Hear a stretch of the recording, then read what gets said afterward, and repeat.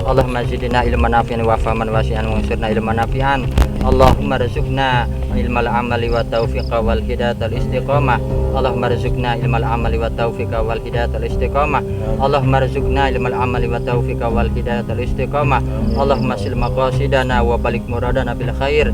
Allahumma sil maqasidana wa balik muradana bil khair. Amin ya Allah. Allahumma sil maqasidana wa balik muradana bil khair. Allahumma hasil maksudana wa maghfiratan ba'dal maut. Amin ya Allah. Alaina fi sakaratil maut wa najata minan nari wal afaidal hisab. Amin ya Allah. Rabbana ya Allah atina fid dunya hasanah wa fil akhirati hasanah wa qina adzabannar. Amin ya Allah. Rabbana taqabbal minna innaka antas samiul alim wa tub alaina innaka antat tawwabur rahim. Amin ya Allah. Wa sallallahu ala sayyidina Muhammad wa ala alihi wa sahbihi wa sallam. Bifadlika subhanaka rabbika rabbil izzati amma yasifun wa salamun ala al mursalin walhamdulillahi rabbil alamin. Qabul ijabah al-Fatihah. A'udzu billahi minasyaitonir rajim. Bismillahirrahmanirrahim. Bismillahirrahmanirrahim. Alhamdulillah. Alhamdulillahi rabbil alamin arrahmanir rahim. Iyyaka na'budu wa iyyaka nasta'in. Shiratal ladzina an'amta 'alaihim ghairil maghdubi 'alaihim waladdallin. Amin. Amin ya Allah. Ya Allah.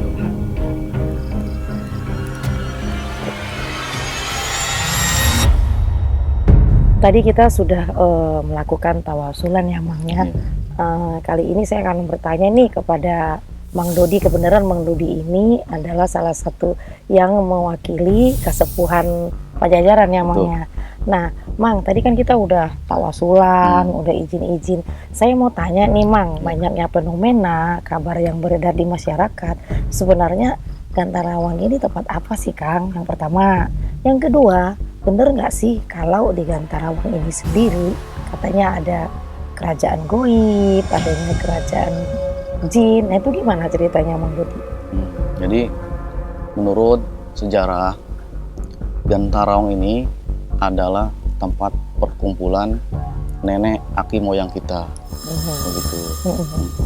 Jadi pusatnya perkumpulan ya di sini, di Pajajaran ini. Oh Begitu. gitu. Jadi ini masih bagian daripada pusar daripada kesepuhan Pajajaran, tapi secara astral ya, secara goib. Betul. Karena kalau sebenarnya dilihat dari kacamata fisik kan sebenarnya tempat ini kayaknya biasa aja ya Mang ya. Cuma kayak bambu, ada ilalang, perbukitan. Tapi kalau dari mulai bawah tadi sampai ke atas ini, saya emang ngerasakan benar-benar secara metafisik itu emang energinya luar biasa ya. Nah, kita bisa merasakan di kulit, bisa merasakan di napas, di jantung kita, perbedaan daripada energinya. Terus kan kalau memang di sini adalah salah satu pusernya daripada Pajajaran. Nah, banyak nggak sih Kang ada orang kesini yang misalnya datang dari agama lain? Terus kalau mereka datang itu sebenarnya ngapain sih Kang? Minta-minta atau maaf nih, apakah mereka melakukan pemujaan seperti maraknya sekarang fenomena di Gunung Kawi ya, contohnya pesugihan gitu. Nah, kalau orang yang datang ke sini sebenarnya ngapain sih itu? Jadi kalau untuk minta-minta kayak pesugihan atau yang lainnya, itu apa namanya, prinsipnya masing-masing gitu. Iya. Jadi kita datangnya di sini ya tujuannya berdoa minta keberkahan, itu minta karomah, minta wasilah dari aki nenek moyang kita. Ya seperti itu. Nah, terus Kang, Mang Dodi ini sebenarnya kan tinggal orang tuanya kan nggak jauh ya, termasuk orang sini juga. Banyaknya mitos-mitos atau bener nggak sih yang menyatakan kalau di sini ada kerajaan goib, ada kerajaan jin gitu. Terus misalnya zaman dulu kalau ada orang yang masuk ke sini nggak pulang lagi, ataupun kalau memang pulang orangnya suka linglung. Nah, kalau itu gimana Kang? Bener nggak sih itu, atau hanya cerita-cerita masyarakat di sini saja? Iya, jadi untuk sejarah atau cerita tentang Gantarawang itu masih banyak simpang siurnya. Jadi yang jelas di sini itu tempat perkumpulan, terus apa namanya, tempat petilasan gitu kan. Betul. Petilasan, ada juga kerajaan dan juga keratuan. Oh, ada kerajaan dan keratuan. Tapi kalau orang-orang biasa ya nggak bisa lihat ya, Ya, karena betul. harus memakai mata batin. Nah kan Mang Dodi kan dari kecil udah tinggal ya, nggak jauh dari sini. Nah ada nggak sih kira cerita-cerita? Saya dengar-dengar itu ada yang katanya perumahan yang dibangun terus naik ke atas, boom, dan itu hilang. Itu gimana ceritanya, Kang? Jadi sejarahnya itu dulu memang tempat itu mau dibangun perumahan. Jadi udah izin ke sesepuh, kata sesepuh jangan dibangun Ya, di sini mah pajajaran, begitu kan? nggak boleh. Nggak gitu. boleh. Tapi kalau mau maksa aja silahkan, gitu. Akhirnya dibangunlah perumahan itu. Kalau udah jadi 120 pintu. Nah, ketika habis asar, orang sini juga kan banyak tuh yang ikut kerja, maksudnya usaha di situ, ya kan? Nah, disuruh pulang sama Kuncen habis asar. Pokoknya yang warga sini pulang, Ya. begitu. Nah, ketika udah pada pulang, jam 1:30 itu ada kejadian pertama hujan. Ini menurut sejarah kesepuhan dulu bilang. Pertama hujan, terus kedua angin kencang. Nah, yang ketiga itu bangunan ngangkat, terus turun lagi, ngangkat lagi, turun lagi. Nah, yang ketiga kalinya ngangkat, terus hilang. Sampai sekarang nggak ada yang tersisa satupun, hilang semua. Nah itu yang pertama kita masuk ya. Nah, itu di situ pajajaran. Kalau di sini petilasan, namanya Pasir Lampung, Leuweung Harendong, Sampalan Badak, Pajajaran Gantarawang. Di sini petilasannya, yang di sana itu pajajarannya. Pajajaran Gantarawangnya itu ya. Dan itu hilang semua. Yang tersisa cuma satu, pompa air. Itu doang. Itu dan sisain. Jadi memang ya fenomena-fenomena yang masyarakat ngalamin tuh banyak ya, Mas ya. Kayak misalnya ada orang hilang terus balik lagi, tapi ya kayak jadi setengah gila atau ingatannya hilang. Nah kalau gitu gimana, bener gak sih? Biasanya itu ada perniatan lain. Kalau ada niatan Ya, lain. contoh perniatan pengen apa, minta apa, begitu. Akhirnya hilang Nah, di sini. tujuannya buat apa, dan juga dari hati kita juga. Terus banyak yang mengatakan kalau masyarakat di sini kan juga emang nggak boleh mengatakan Gantarawang itu sembarangan. Kenapa ya, Bang? Itu biasanya kena tulah. Kena tulah ya. Iya, kena tulah atau bisa jadi kena bala lah, gitu, kena bala. Jadi dengan bahasa Gantarawang itu nggak bisa dengan kita asal ucap, begitu. Gitu. Walaupun sebenarnya Gantarawang ini bisa diartikan kayak misalnya ganta itu bambu ya, Ya, emangnya betul. bambu, terus awang itu awang-awang. Jadi sebenarnya itu sendiri ada artinya tersendiri. Ada arti. Nah kalau tadi nih Mang, ketika kita tawasulan itu saya kan ngerasa energinya sangat kencang sekali ya Mang. Ada sosok seorang wanita, bukan kayak sosok yang serem-serem ya, kalau menurut aku lebih yang wanita yang kayak anggun gitu di sebelah saya, dan rambutnya itu menjuntai dari kiri sampai ke bawah, dan rambutnya sangat tebal. Itu saya sampai merinding banget. Nah sebenarnya ada hubungannya dengan tempat ini, keratu-ratuan enggak Mang? Iya, betul. Jadi emang di sini itu tempatnya keratuan. Karena di sini pasir-pasir aja Pasir-pasirnya bisa kelihatan itu bisa ini ya, iya, bercahaya. kayak mutiara-mutiara gitu banyak. Jadi hanya di sini aja nih Hanya yang di sini bercahaya. aja. Kalau ke sana Nggak ada. lagi. Hanya di sini aja. Oh. Sini semua lingkungan ini semuanya pasirnya pada mengkilap kayak Iya, mutiara. sekitar ini doang ya Bang. Nah, di sini petilasan keratuan yang mungkin yang bisa Rasanin lah gitu. lihat tadi, atau yang udah merasa tadi. Jadi bisa jadi itu tadi Ibu Ratu Dayang Kacenta Beliau siapa itu Bang? yang di sini. Yang di sini lah yang di ya. sini. Oke. Nah, yang datang ke sini bisa nggak sih Mang, bukan hanya dari agama Muslim, bisa nggak sih dari agama lain gitu kalau mau doa gitu? Jadi Gantarawang itu luas. Jadi ada luar kota atau dalam kota sampai luar negeri. semua boleh munyain Gantarawang. Jadi Gantarawang itu milik kita semua, Ya. milik bersama.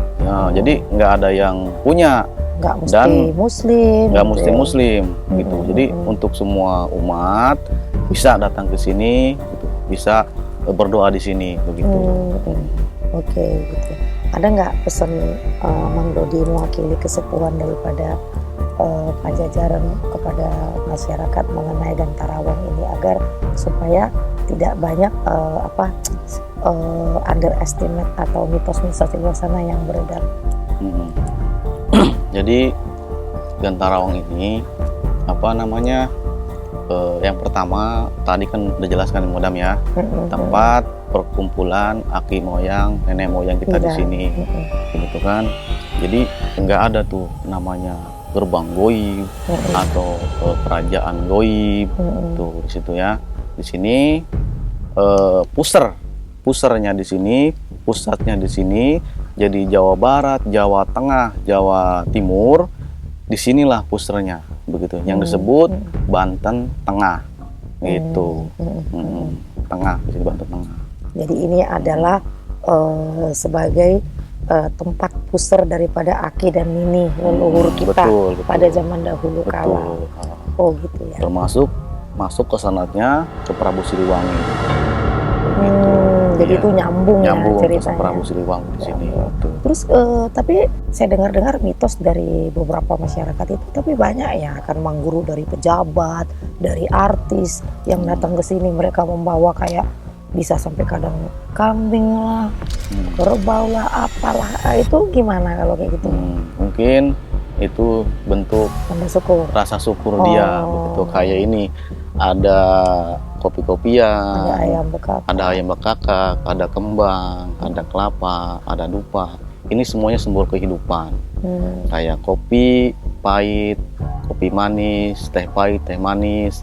Inilah simbol kehidupan. Hidup kita kadang pahit, kadang manis. Nah, nanti ketika udah ngelewati pahit manisnya kehidupan, timbullah kita wangi-wangian, gitu kan. Wangi apa aja wangi? Wangi kehidupan kita, wangi nama kita, begitu. Jadi ada filosofinya Betul, ya, ada filosofinya semua. filsafatnya semuanya. Oke, Mang Guru, terima kasih untuk hari ini. Nanti kita berkunjung lagi ke sini.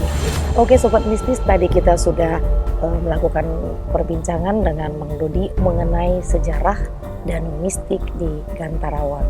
Bersama saya, Madam Louis, saya pamit undur diri. Jangan lupa saksikan episode berikutnya.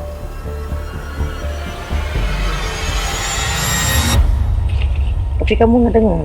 Ngedenger tadi barusan itu Ketawa? Ketawanya gimana? kayak kunci-kunci gitu. Tadi dari baca doa denger juga? Enggak baca doa mah. Tadi pas duduk sama ibu kayak ada yang merhatiin mulu. Berarti kamu dari sini ke sana. Oh dari sono terus muter kayak ke belakang. Takut? Ayo, nggak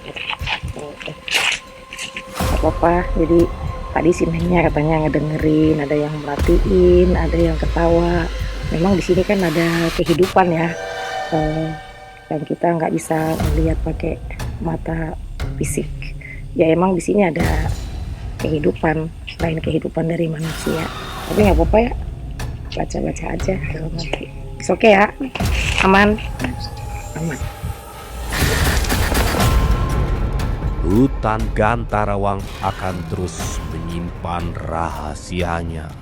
Mungkin sebagian kisah hanyalah legenda. Mungkin sebagian lainnya lahir dari pengalaman yang sulit dijelaskan. Namun selama cerita itu masih diceritakan dari satu generasi ke generasi berikutnya, misteri hutan Gantarawang akan tetap hidup sebagai bagian dari warisan budaya Nusantara. Dan malam ini selalu membuktikan bahwa setiap tempat memiliki sejarah dan sejarah selalu menyisakan misteri.